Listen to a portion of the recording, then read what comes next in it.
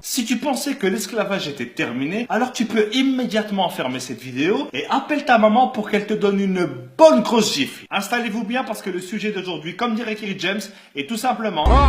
Aujourd'hui, on va parler du franc CFA. Alors déjà, première blague. CFA, ça veut dire colonie française d'Afrique. Je sais pas si vous vous rendez compte, ils ont une monnaie qui porte comme nom colonie. Ils auraient très bien pu l'appeler ferme-la et donne-moi tout, ça aurait été pareil. Mais il y a quelques temps, ils se sont dit, c'est vrai que colonie française, ça se fait pas. C'est un peu schmette, quoi. Et du coup, ils ont décidé de changer. Et maintenant, ils appellent ça coopération financière d'Afrique. Alors là, je dis bravo.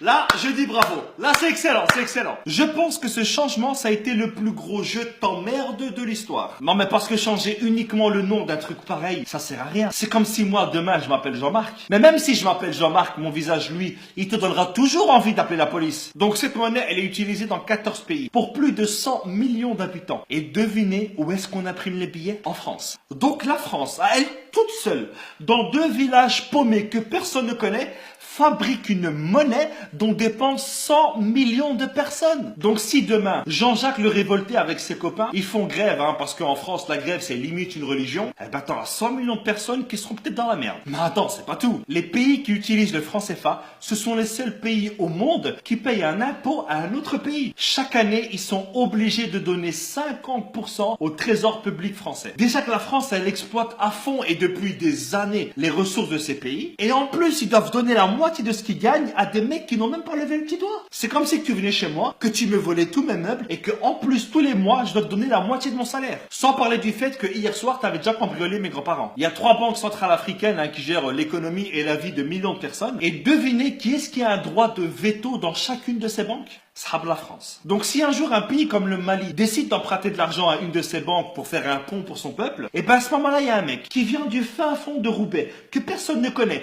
qui ne parle même pas la langue du pays, et ben il a le droit de dire... Le slogan de la France, ça devrait être maintenant...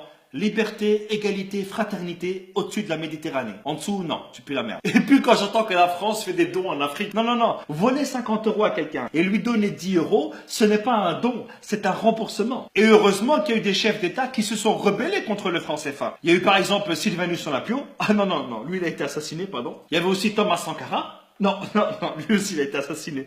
Non. Il y a aussi Modibo Keïta.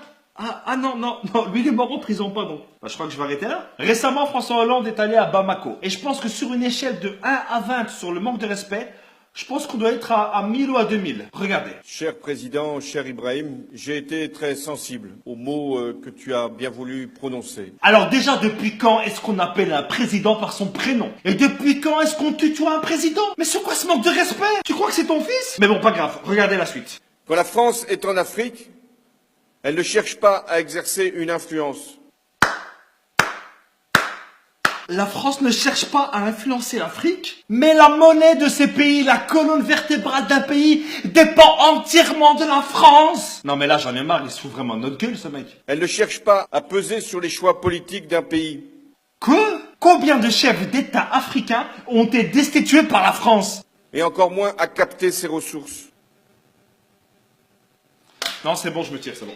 J'ai l'impression que plus c'est gros, plus ça passe. La France, elle est là aujourd'hui uniquement grâce aux ressources de l'Afrique. La France, elle a comme ressource naturelle que le vent et la pluie. Et si la France ne s'intéresse pas à tout ça, qu'est-ce que vous faites à chaque fois en Afrique? Vous savez, à chaque fois qu'un président français va en France, c'est uniquement pour vérifier les stocks et voir si les employés ils travaillent bien. Aucun pays ne peut prendre son indépendance s'il ne gère pas lui-même sa monnaie. C'est pas possible. Je ne peux pas nourrir ma famille et m'occuper de mes enfants si tu voles à chaque fois dans mon frigo et que tu gères mon argent. Le franc CFA, c'est un système qui est mis en place uniquement pour aider le peuple français. Voilà les amis, c'est ici que s'achève cette vidéo. J'espère qu'elle vous aura plu. C'est l'une des vidéos les plus compliquées que j'ai eu à faire. Donc je compte sur vous pour partager un maximum cette vidéo. Parce qu'aujourd'hui, en 2017, il y a encore de l'esclavage, mais économique cette fois. Donc voilà les amis, je compte sur vous. Et n'oubliez pas, comme dirait ma grand-mère, qui vole à neuf se fera d'excellentes omelettes. Ciao!